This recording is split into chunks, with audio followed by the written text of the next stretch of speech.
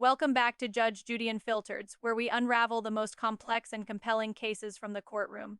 Today, we're diving into a tangled web of custody, guardianship, and family drama that spans 3 states and leaves a judge questioning everyone's story. It all starts in Texas, where a mother and her 3 children, ages 11, 9, and 7, are on the radar of state child protective services. The mother claims the issue was just a problem with an unlicensed daycare, but as the judge points out, when the state threatens to put your kids in foster care, it usually signals something more serious, like potential neglect, to prevent her children from entering the system. The mother makes a quick decision. She calls her sister, the children's aunt, who lives all the way up in Minnesota. The aunt buys plane tickets, and on August 27th, the 3 kids are on a flight north. The mother even provides a notarized temporary guardianship agreement. This document gives the aunt the legal power to enroll the kids in school and handle their medical needs.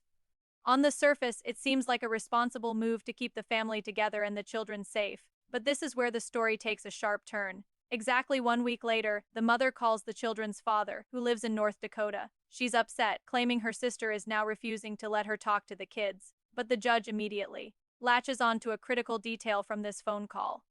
This was the very first time the father learned his children were no longer in Texas. He had no idea they had been living in Minnesota for a full week. This means he hadn't spoken to his own children in at least 7 days and was completely in the dark about their relocation. After this startling call from the mother, the father testifies that he contacted the aunt directly.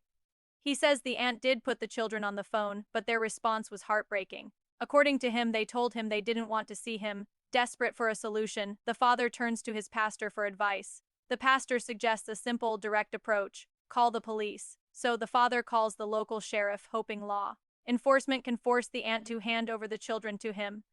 Back in the courtroom, the judge starts digging deeper into the father's own involvement, or lack thereof. The judge asks a very pointed question. When was the last time you physically saw your children before they moved in August?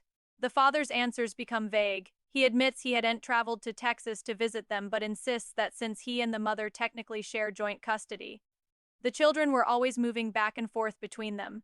The judge is not convinced. This claim of frequent movement doesn't line up with the fact that he was completely unaware of his children's whereabouts for over a week.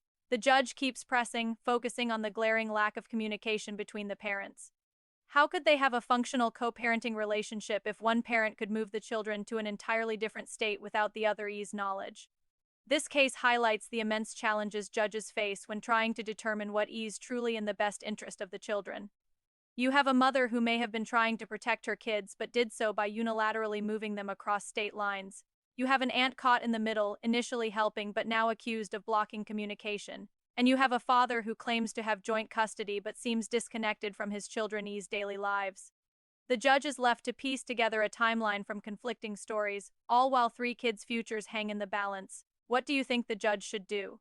It's a situation with no easy answers. Thanks for watching. If you found this case as fascinating as we did, make sure to like, subscribe, and hit that notification bell for more deep dives into the world of family law. We'll see you in the next video.